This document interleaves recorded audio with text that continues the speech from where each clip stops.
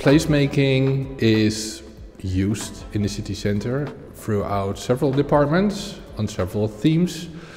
For instance, in the inner city, we did a lot of placemaking to get the city more attractive, one of the main goals we had in the inner city.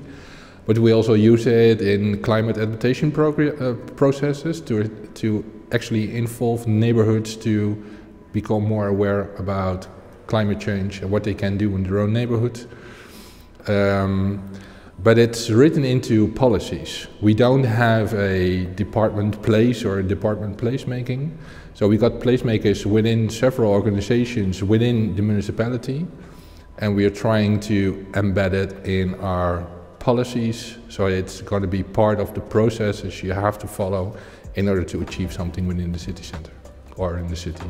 So in Cork City, the way we're approaching placemaking is aiming towards developing a more cohesive understanding of what the principle means.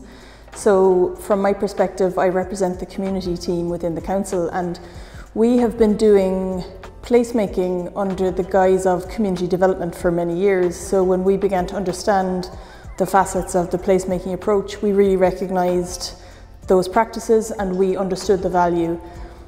I suppose what has changed in the last few years is that the framework of placemaking has become more prolific across different disciplines and different professional sectors. So our colleagues in strategic planning are very aware of the need to develop an expertise around placemaking. Our colleagues in architecture and urban design understand placemaking through a different lens. And as this becomes a more familiar concept, what we in the City Council want to do is create an organisational understanding of the value of placemaking and also of how we apply it. I do placemaking projects in a part of The Hague, actually working on a playground development with the people, and also making a route to more exercise in the public space. And we do that by claiming a part of the public space and give it back to the people. Yeah, and I got really inspired again during this 3 days, and I'll take that back home. There is a lot of different ways you can transform public space to make it better.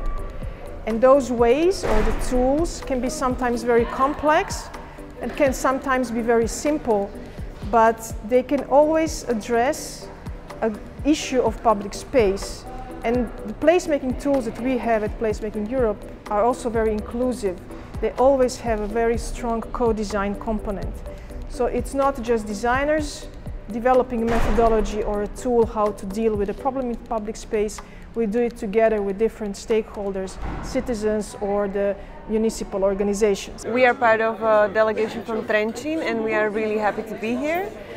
We really enjoyed meeting everybody else and hearing the case studies of the other cities, and it was great to have some one-on-one time also with the members of the board, and it was a really good kickoff, and we are looking forward to the rest of the program. And we hope that we are going to be able to apply as much knowledge as possible in our own circumstances, especially the Fuck Up Festival. That is a great format. We are going to organize that right away. My impression of the conference so far is that it's been very intense. It's been very wide-ranging, and it's asked an awful lot of questions, which I'm glad to say that we've got a couple of years to try and answer. We have seen great placemaking examples in Rotterdam. And now we have to try and tackle the question of how do we try and replicate that in our city.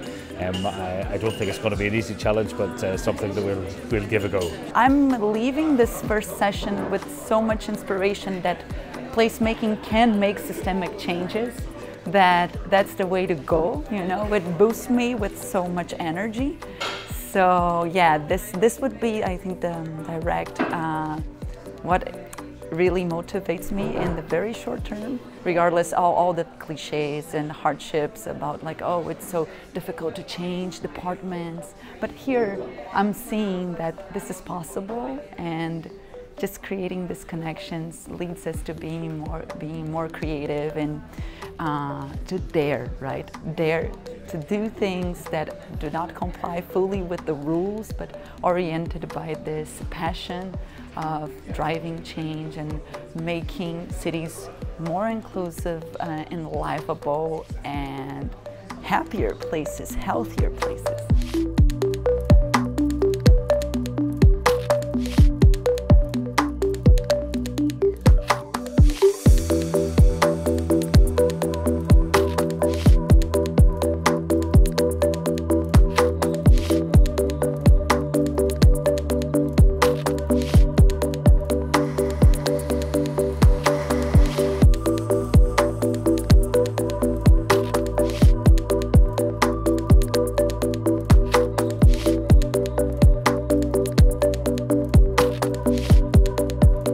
In the Cities in Placemaking program, our 13 participant cities are committing to commit.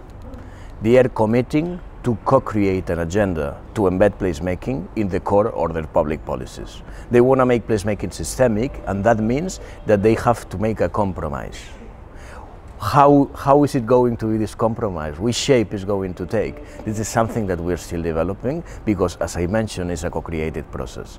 In November 2024, it would have been 2 years of joint work that started leveling the knowledge of placemaking, learning to identify global challenges and how they are manifested in public space, identifying organizational bottlenecks that are preventing good policies to be developed and implemented, good relationships with the community. We learn together how to work across department, how to bridge projects from short term to long term, from projects to strategy. And at the end, we'll create this agenda that will mean a practical guide to implement proper placemaking, to measure its impact, and most importantly, to create a community of practice to implement placemaking projects in the following years, and also to learn from this sort of placemaking thinking approach to respond better to the needs of people and planet.